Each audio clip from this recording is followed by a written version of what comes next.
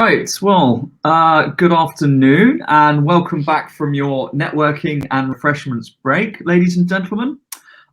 So this is the panel, the Global Threat Trifecta, Fast Payments, Fraud and Cybercrime. And we have 50 minutes.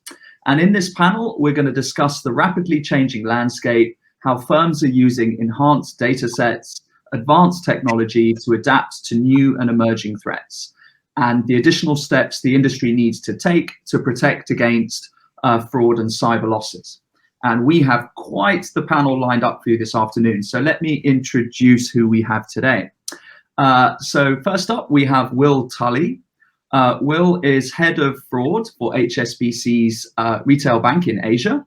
And he brings over 15 years leading teams in digital technology, delivering risk and fraud, risk and fraud. Forgive me. He previously worked at Lloyd's and the UK Financial Ombudsman Service. Then we have Shweta Ranjan. Shweta is the Associate Director for Group Fraud Risk Management at Standard Chartered, handling all of the Asian markets. At the bank, she's designed smart analytical tool for the detection and prevention of fraud, and is an expert in risk analysis, fraud recognition, process re-engineering, amongst other things. We also have Christophe Barel. He is the Managing Director for Asia Pacific for FS-ISAC, which is the global cyber intelligence sharing community, solely delivering this content for the financial services sector. Previously, Christophe was Managing Director at the data and intelligence provider Actimize Group. And last, but of course by no means least, joining us all the way from America, I tried to figure out the time zone difference and it just hurt my head. We have Jake Emry. Jake is the fraud prevention subject matter expert at Actimize, also one of our sponsors, where he has helmed fraud detection strategy and optimization with a focus on risk minimization, innovation, delivery integration, and analytical strategies. So we have quite a lot to get through. So let's first start off, I think. We talked about the trifecta, and faster payments, obviously a critical element of this changing landscape.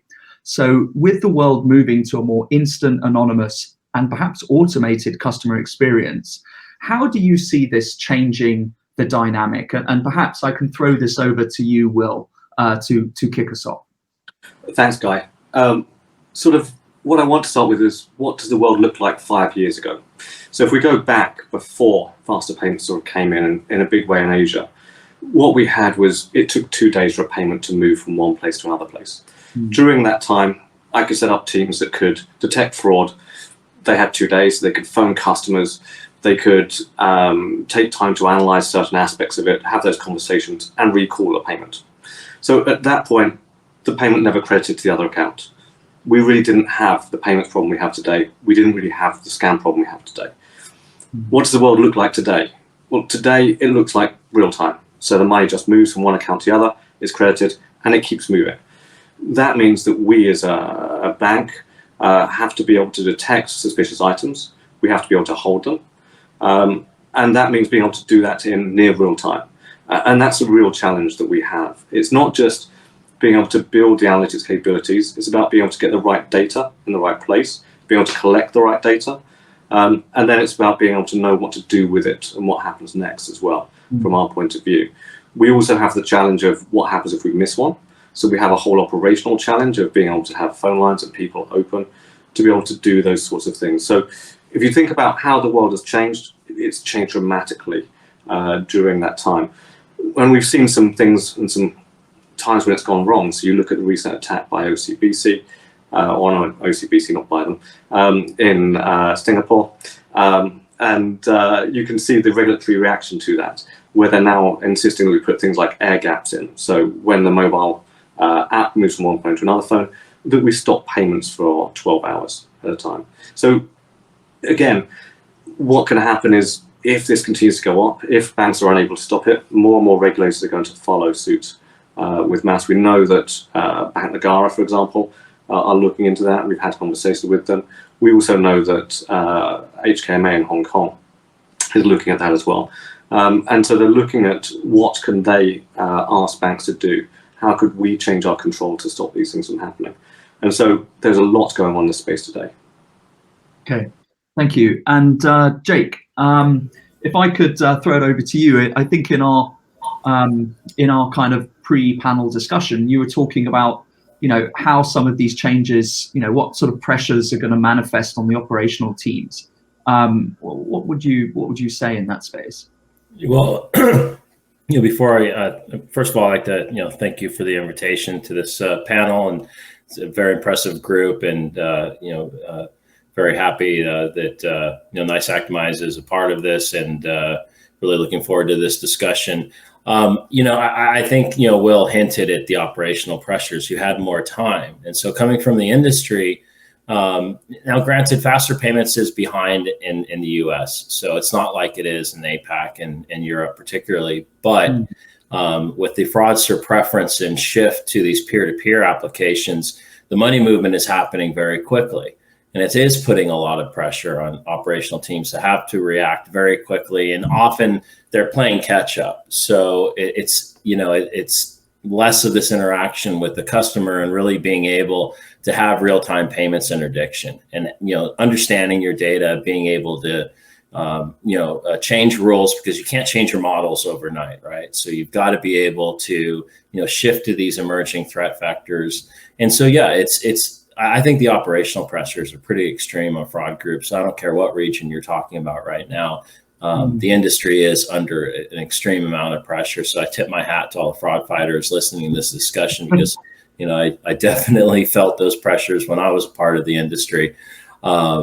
Uniquely, before I came to this wonderful world of banking, as I love to call it, I was in law enforcement, and so we had investigative time, leads, sources, all these things that we did with our investigations. And you can imagine that a junior fraud analyst coming into this industry and having to keep up with the speed and scale, both with the the shift to digital, which is a continuing trend. It was nothing new prior to the pandemic, but the pandemic sped it up.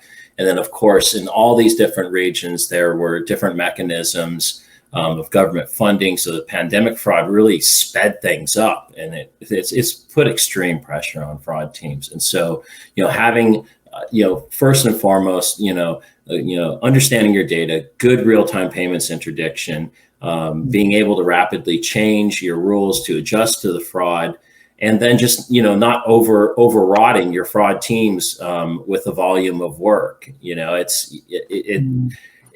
The burnout factor is in fact, in a lot of banks in the US, it's part of an operational risk factor. They have it on that register of things that they need to be concerned about, because people are getting burnt out at just with the volume of fraud that we've been experiencing during the pandemic.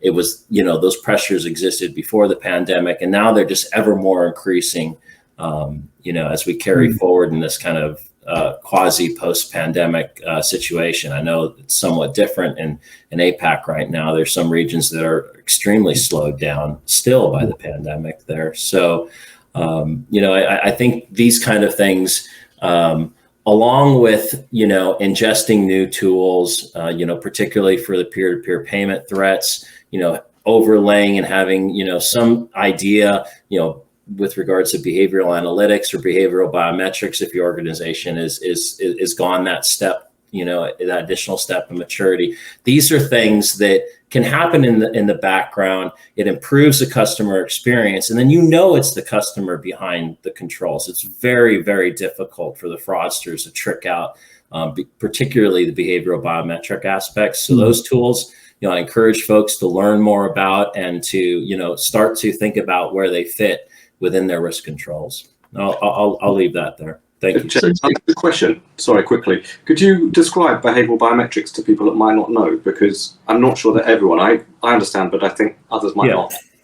Yeah. So, with regards to behavioral biometrics, it works in the background, and it can kind of detect changes. So what fraudsters love to do when they're behind the controls is, because of time, or if it's automated. So you got a bot, logging into your account, you've got an ATO situation occurring.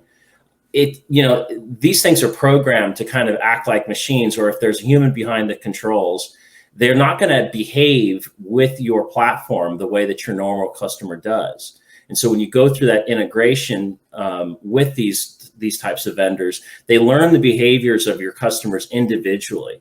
And so that fraudster has to kind of know, for instance, that, you type certain things and you capitalize the first letter, or how your mouse clicks operate within the platform, things like that the fraudsters won't do. They'll use a lot of the shortcuts and things like that because they want to speed up.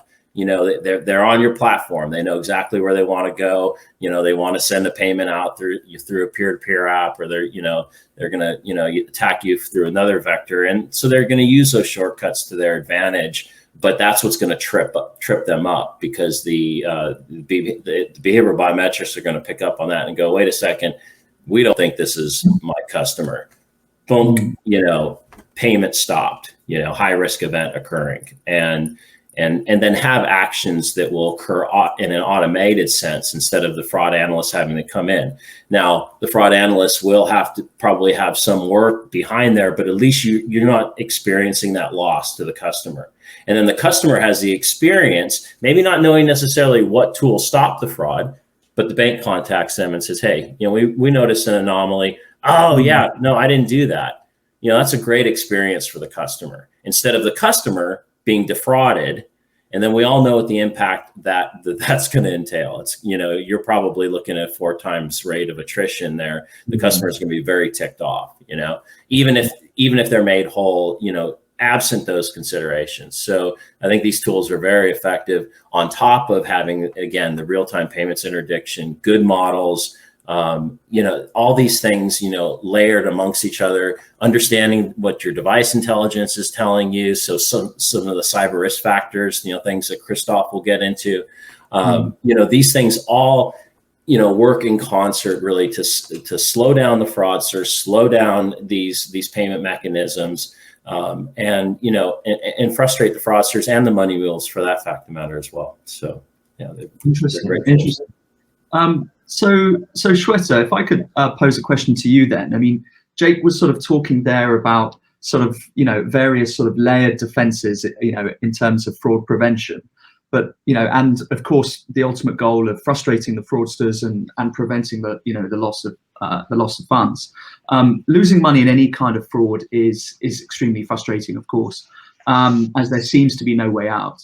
Is there anything the banks can do to expedite the recovery of funds? Can we actually get the money back? Like, what's your perspective on behalf of Stan Chart on that? Thanks for the question, Guy, and it's a pleasure to be part of this panel.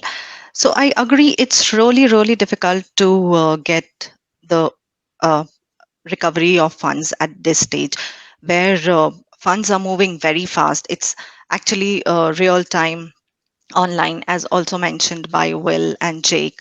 It's very important for the banks to have our basics right. The first and foremost thing is to have a good fraud recovery procedure in place and follow it to the T. So we in Standard Chartered Bank have a set standard in place, and we follow it and it's regularly audited as well.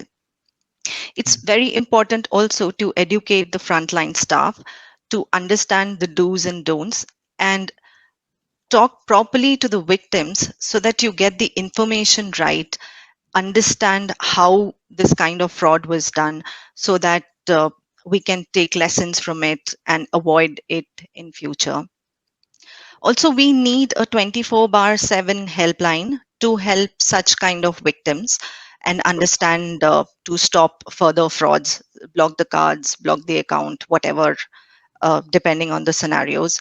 Very important also to have good rapport with the banks and the colleagues, so that if the funds are flowing from one bank to another, we can quickly contact them and stop the further flow of funds. Because sometimes going through the procedure might take a little while.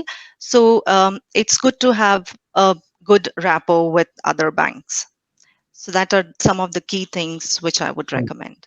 And Shweta, just on that, it just occurs to me, we're sort of talking about this, this increasingly real-time instant payment world, right? Like, we are now part of the the food panda generation, right? We're not accustomed as customers or users to waiting for anything.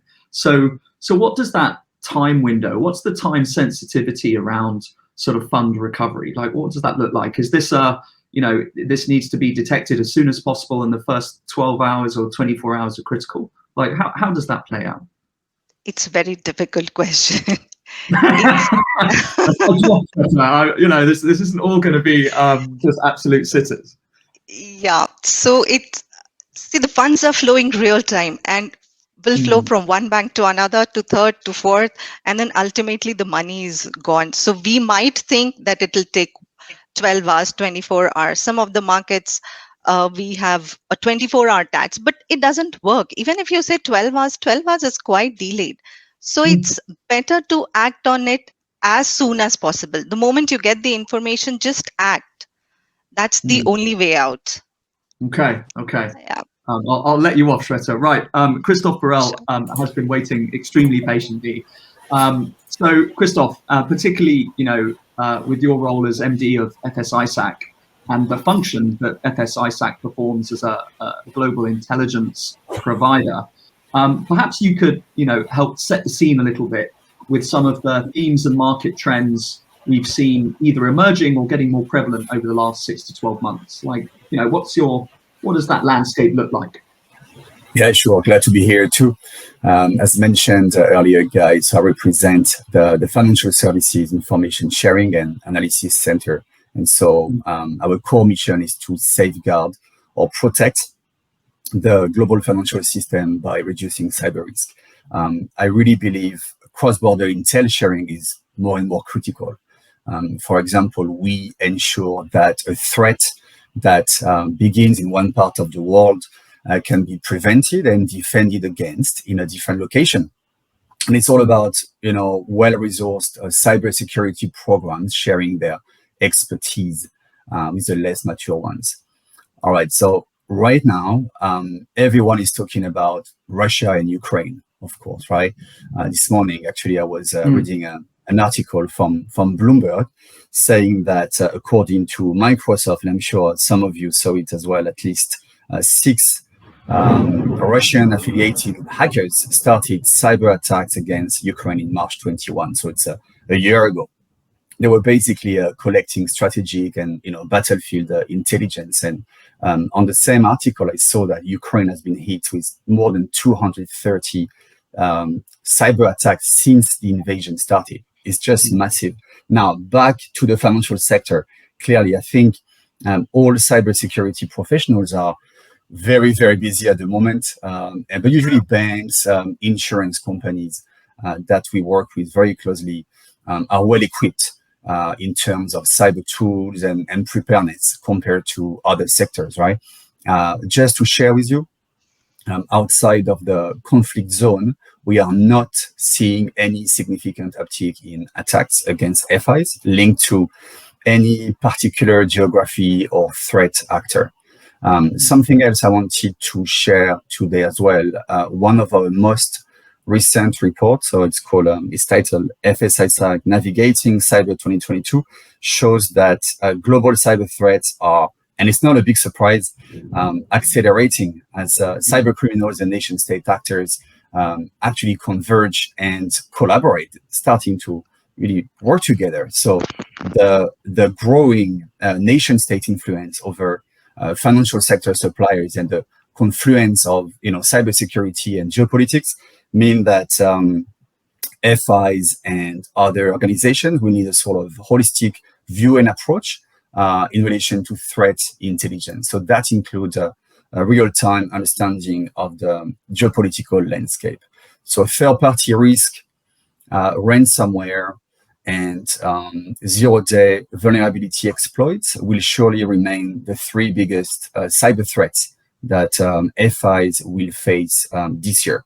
Obviously, the financial industry is hyper-connected, with cyber risk being region agnostic. So, for example, a breach at a US service provider could impact FIs in Asia or vice versa. Okay, excellent. Shweta, if I could, thank you, Christophe, for kind of setting that scene, right, and those insights as to I guess the cyber war alongside the more sort of traditional version that's taking place, unfortunately, in Ukraine. Shweta, perhaps you could talk to some of the more sort of specific APAC sort of spikes in activity and trends that you have seen. I think we were talking around, Christophe just alluded to sort of like data breaches and that sort of stuff.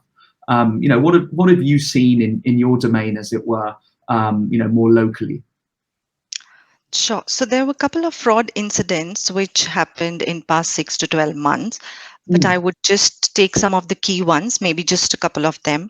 So in summer 2021, Hong Kong was hit by a online account takeover fraud, where the fraudsters took over the SMS headers, and they spoofed the SMS headers and attached smishing links to it and sent it out to the customers or the victims.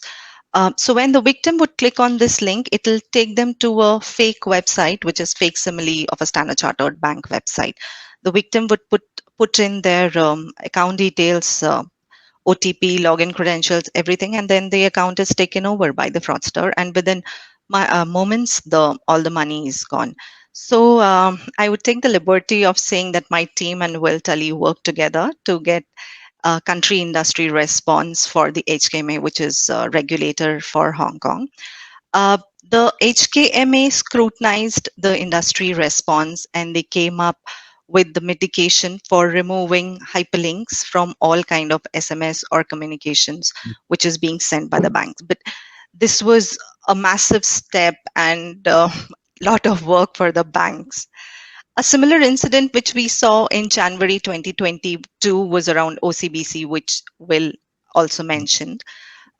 It was a similar fraud modus operandi, but it was kind of a broadcast where these fraudulent SMS were sent to all the customers, whether they were from OCBC or they were from Standard Chartered, any bank, but these fraudulent SMS were sent to everybody. And then the usual, you click on the smishing link and account is taken over by the fraudster, and then your money is gone. So, but the only interesting thing which happened here was that the MAS, which is the Singapore regulator, requested OCBC for a goodwill payment. Now, this is a very big shift in the trend which we've seen. And we hope there are no more which are coming, because these are again big hits for the bank. Probably the last one I would discuss, which is around data breach, is there was an incident which happened in H2 of 2021, where the Asia Pay customers were hit by a data leak. So just for general awareness, Asia Pay is a payment processor technology for Asia markets. So MasterCard and Visa sent out comms to us stating the customers are vulnerable to potential security breach, data threat. And in a couple of days, Asia Pay also sent out media communication related to this, confirming that there is some security breach which has happened in their payment gateway. So we quickly got into the job of tightening the fraud surveillance systems. We prepared FAQ for the front line, sent out communications to the customers, which these are all post facto which we could do. But it is very important for the customers to understand that at this point of time, everybody should expect that their data has been compromised somewhere or the other.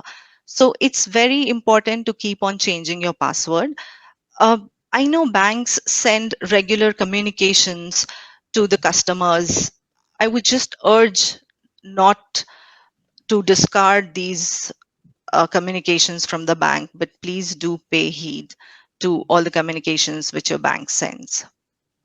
That was very quick and short.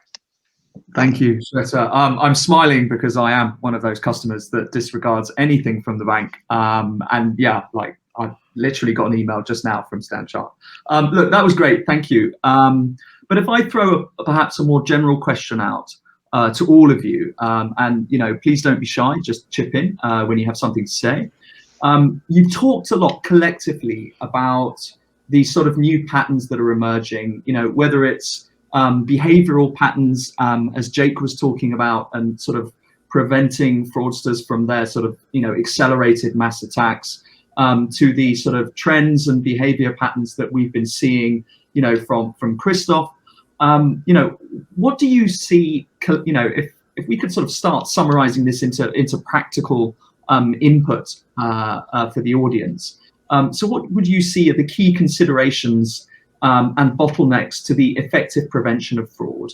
And if I can perhaps ask a second question, which would be, are you seeing perhaps different approaches across the geographies? I mean, I know obviously Jake is in the States. I know a lot of you are here in Singapore, and Will, obviously you've spent time in the UK. Like, are there differences across the different regions, or are we truly a global nation in terms of our approach to this? Well, I can take that to start. I think broadly speaking, slowing down the payment, as a strategy is affected across the regions.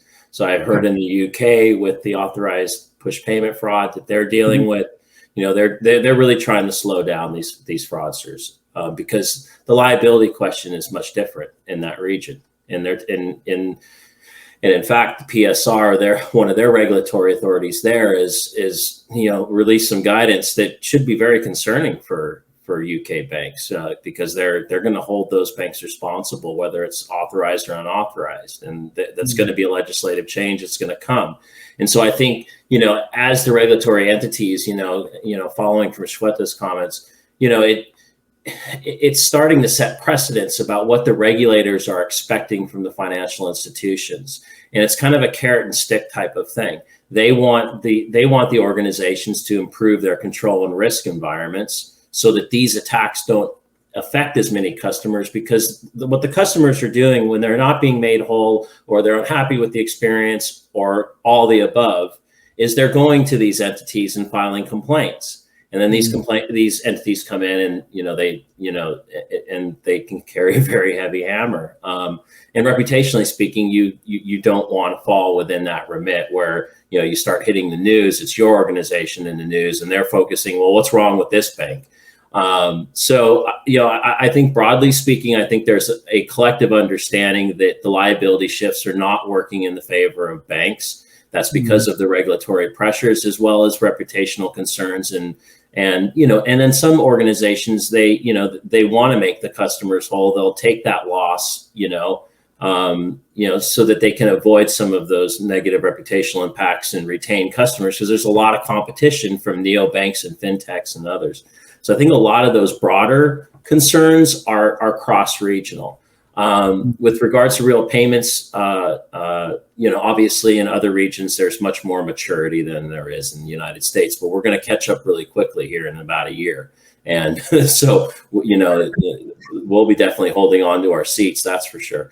But then again, there are tools, there are things, there are enhancements that are coming across the board that are global. ISO 20022. You're going to get enhanced, richer data sets, much broader understanding of, what exactly is happening within that payment that's being transmitted within the payment signals, so that you can take those risk signals and develop your models and develop your rules, to ingest that information. So, in the UK, kind of a precursor of that, confirmation of payee. Knowing that the party that your customer is intending to send that payment to is in fact the party that is stated on the recipient account. But you're going to get much more enhanced information than that, just to broadly introduce that topic a little bit here. But, you'll know the status of that account. You know how long that account has been open. You'll know the age holder of that account. I mean, you're going to, the information that's going to be transmitted through this, new ISO standard is going to be, quite immense. I can't think of a risk-focused vendor, particularly within the fraud and AML space, that's not preparing for that right now when it goes live. And we are very much doing so at NICE for sure. So, I mean, I think those are kind of, common global themes that I think we're all preparing for. Following from some of Christophe's comments, cyber and fraud coordination is extremely important. If the fraud teams aren't talking to cyber, and if they're not talking to AML, I think that appreciation is globally being recognized. We really, really have to work together in this fight, and to know what each other is doing, particularly when these large scale attacks occur, because you need that expertise. Fraud's not always going to be able to solve it. AML's not always going to be able to solve it, and cyber's not always going to be able to solve it. And these threats, a lot of these scams, the social engineering, if they're vishing, that call may be coming out of another region, right? So these attacks, what we're experiencing, it is definitely cross border.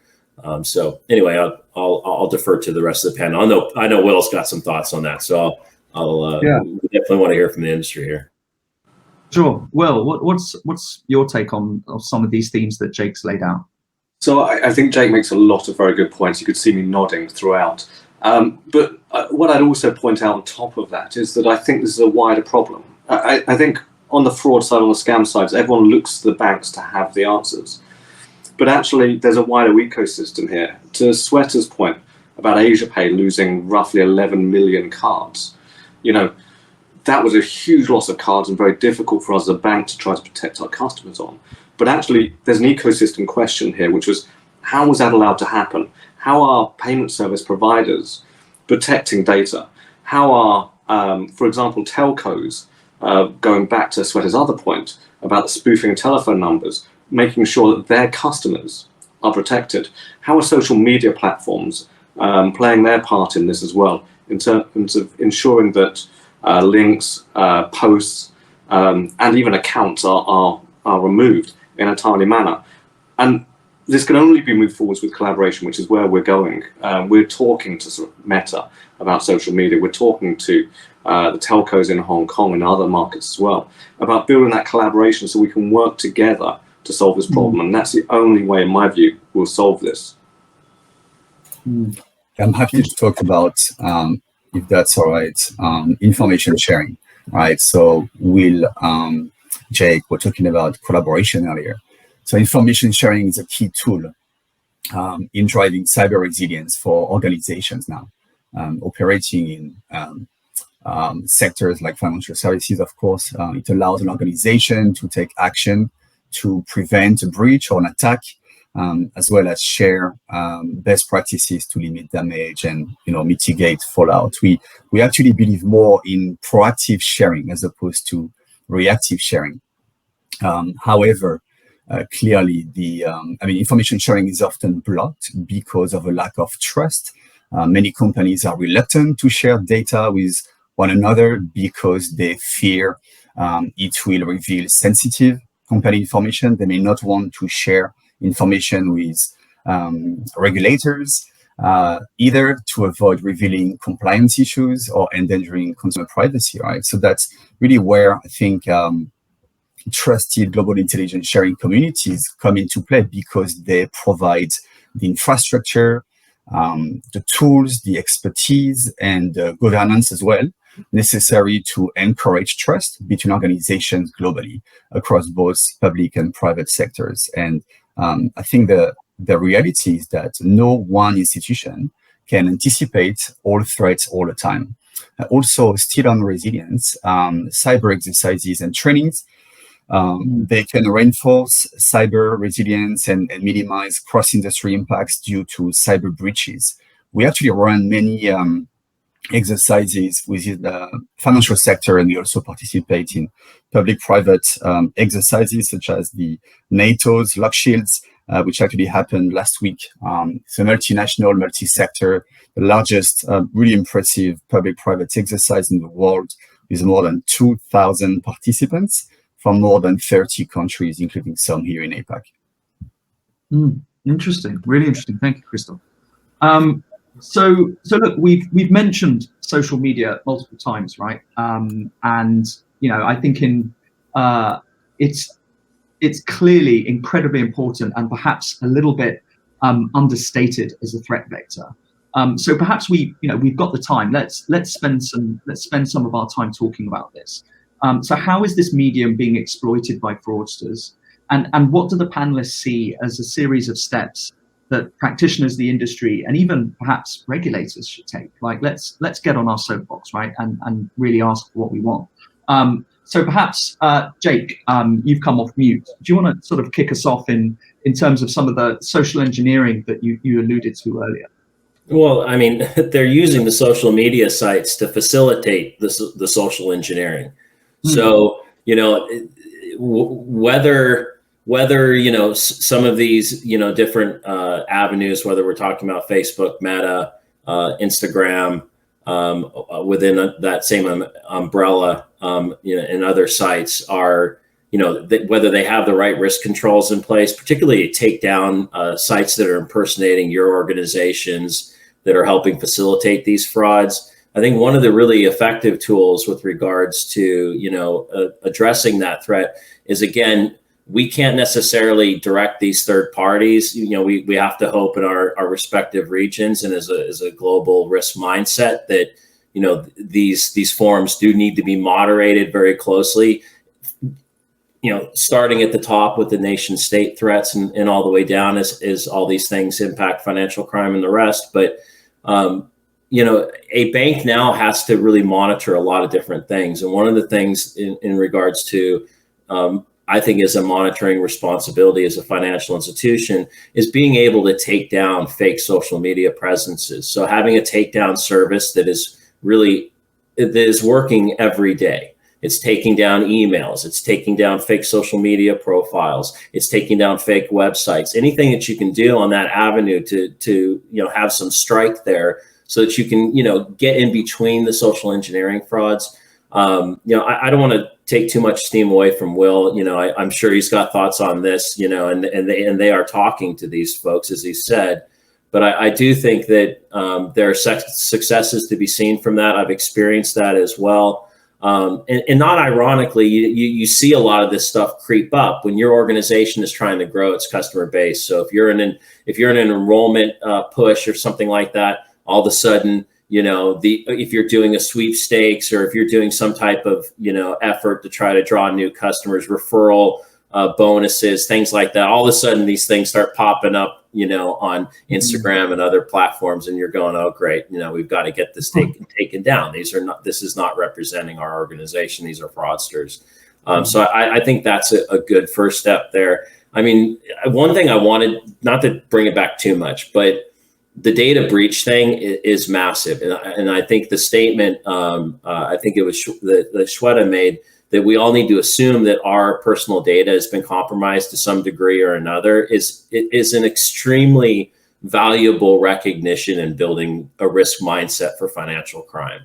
And what does that mean? Well, all that data is coming in at your front door, so you can't just do KYC SIP in and of itself. You have to have good, effective fraud controls up front to battle new account fraud, which is facilitating a lot of this financial crime, because all these fake accounts are hitting your institution or they're money mules and they're helping other fraudsters elsewhere. So this kind of holistic discussion that we've had, I mean, it's a lot of pressure. I mean, I heard one cybersecurity expert constantly say, prevention is ideal, detection is a must, right?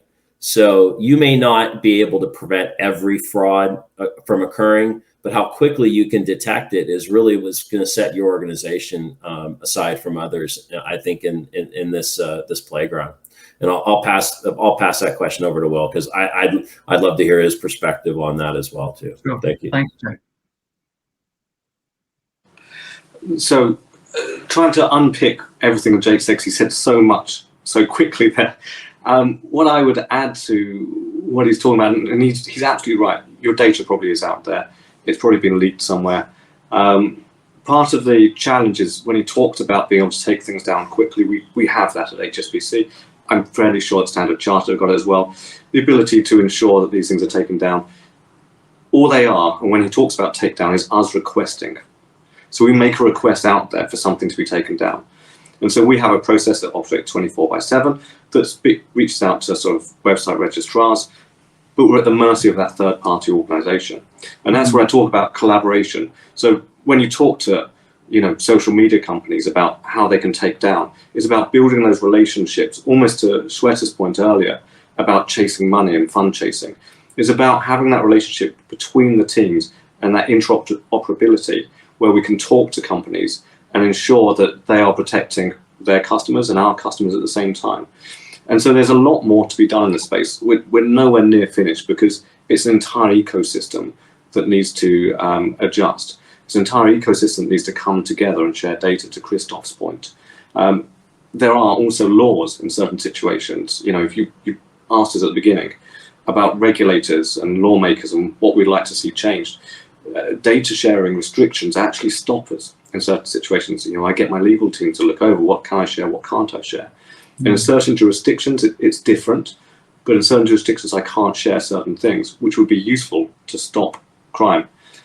So ultimately, there's a lot more to do in this space. I think going back to my original point, which was we need to collaborate more. I think that's sort of number one. And number two is we need to work with regulators and lawmakers to make sure that they unblock our ability to collaborate as well. Excellent point, Will. Shweta, one of the things that's come up a lot, of course, is some of the kind of social media scams. Do you want to sort of paint a bit more detail onto that point? Sure. So there's definitely a uptick and a spike in the social media scams, which we've seen in the past couple of years, months. The fraud target, which were earlier only the senior citizens, it has extended now to the younger people as well, because they're very active on social media and they put out all the information, the personal information, financial information on Facebook, Instagram, Tinder, all kind of things. So there was a very interesting experiment done by SFC, which is the Securities and Future Commissions based in Hong Kong. They put up around May 2021, they put up a fake investment web page, web banners, websites, WhatsApp group chats. They did all of it for about 3 weeks. And there were about 24,000 viewers who clicked on all the fake websites, banners, group chats. And out of that, about 50% of the victims were under 35. So it's very easy to say that the younger population is definitely a part of the fraud targets these days. There is an interesting term which is coined in the industry, which is called pig butchering. Romance scam is quite old school these days. So I'll just give you a brief on the pig butchering. Now imagine I am open to relationship. I'm searching for a partner. While for records, I'm happily married. Now I put up my personal information, my financial information on social media like Facebook, Instagram, Tinder. So there are these fraudsters who've set up their fake profile and they're waiting patiently to get some gullible victim online. They'll strike a conversation with me, the victim, and they'll gain confidence. They're very patient. They'll wait for like weeks and months until the confidence is gained. After that, they'll tell them that since you're working well and you have some money, why don't you put up in some investments like cryptocurrency? Now, all these investments are completely fake. They have a very well built up call centers, websites, and it's a very well planned thing, So once the victim starts putting in money, they'll ask them to put some more. After a certain point of time, there's a handsome amount of money. The money is gone, the fraudster is gone, the website is gone, the call center is gone, everything is gone. So it's very, very important to understand who you should trust, what information you should put it on the social media. And a very important suggestion is do not stigmatize the victims. There is an entire gang operating against just one person, and the fraudster will leave no stone unturned to fleece out the money. So be sympathetic to them, and they're the only ones who can give you the exact information. So do not stigmatize them, and be careful while putting your informations on the social media. Excellent. Okay, thank you, Shweta. I'm just a little bit conscious of time, that we've got 5 minutes. So look, like collectively, we've heard a great deal about, you know, this constant state of change, right? That this hyper acceleration from the pandemic has seen, right? And sort of you have painted pictures of analysts sort of drinking from a fire hose of incoming alerts and updates to typologies and new threat vectors and all this sort of stuff. So, you know, how have counter fraud strategies and technologies evolved to meet these new challenges? Because it's not all bad news, right? Like, what does this new good look like? And if we could try and be a little bit succinct, because we're coming up to the end of our session. So perhaps I throw this over to Christophe to kick us off with. Yeah, sure. Happy to talk about a sort of shift in mindset, right, on cyber resiliency. So cyber threats like phishing, malware, ransomware can threaten not just financial services, but the entire economies, in fact, and also the way we live. So traditionally, cybersecurity has focused on protecting data, but that's no longer enough. Businesses need to focus on cyber resilience, which is basically the ability to keep providing services despite disruptions. Regulators, again, increasingly ask for a certain level of confidence in the company's ability to respond to and bounce back from an attack. Some ideas to build up this confidence, if I may: adopting a zero trust posture, never trust, always verify, especially when it comes to third-party suppliers. So it's all about, being vigilant, well prepared. And then second, cyber exercises help in terms of building the muscle memory to respond to real-world cyber attacks and understand any potential gaps in the system that need to be addressed before attacks actually happen. And just a final thought with the accelerating proliferation of cyber threats and their convergence with nation-state actors, as I briefly mentioned earlier, I think it's likely that cyber resilience will continue to move towards zero trust, as well as increasing cross-border collaboration and intelligence sharing. Okay, thank you, Christophe. Shweta, what are your sort of final thoughts? Yeah, so since fraud is ever evolving, bankers, financial institutions, we need to be on our toes. A real-time, online real-time system with a good behavioral biometric, with the device binding, online monitoring, all of these are very important. Along with that, it is important to educate the front line, because they're the one who get the information from these victims.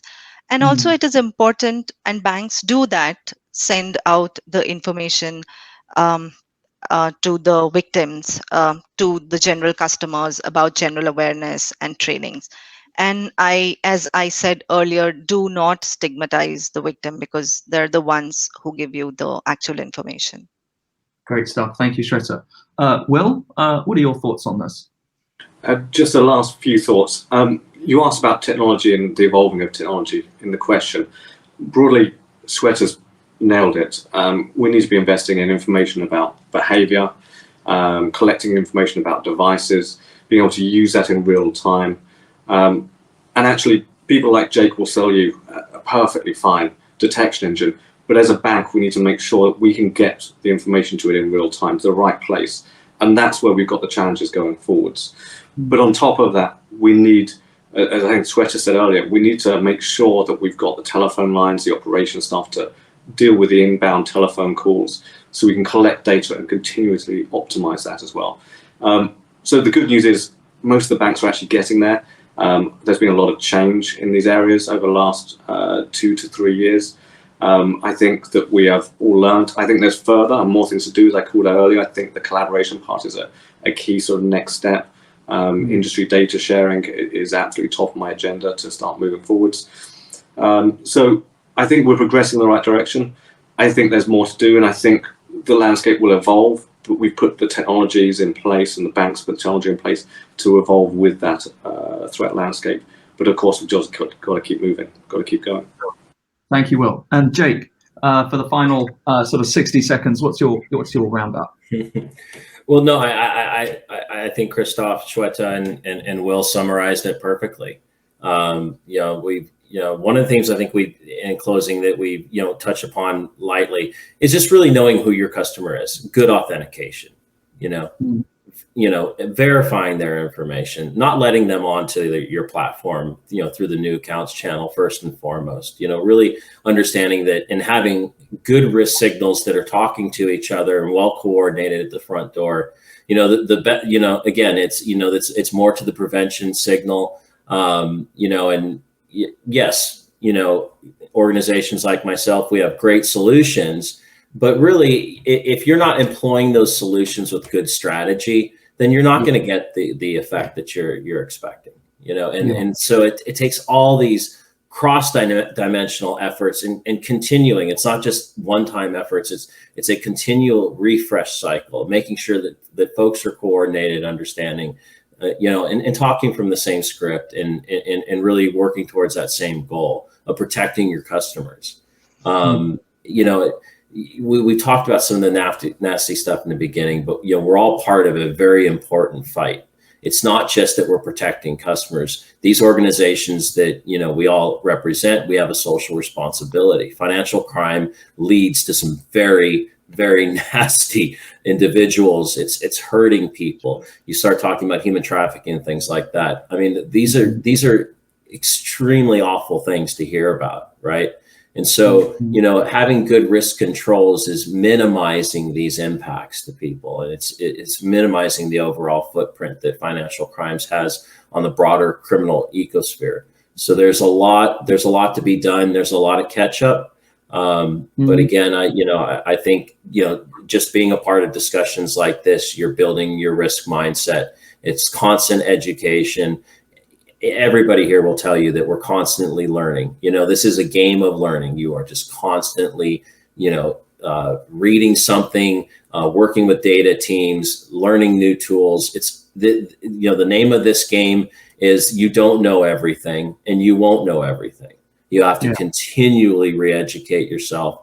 And, I just encourage folks to stay resilient. The changes are coming for the better. I think that, one of the positive benefits that might have come out of the pandemic is a more globalized understanding of the threats that we're facing. And I think that risk mindset is starting to gain greater foothold in a lot of these organizations. Yeah. Absolutely. Well, listen, unfortunately, that's all we have time for. I always think it's a sign of a great panel when we run over. I'm sure the next panel are probably not enjoying that. So it just leaves me to thank Shweta Ranjan from Standard Chartered, Will Tully from HSBC, Jack Emry from NICE Actimize, and of course, Christophe Barel from FS-ISAC. We now have the next panel up, which is the Shell Game, which is going to be moderated by Brad McLean, co-founder of Regulation Asia. So over to you, Brad. And thank you once again. Thanks. Thank you, guys. Thank you.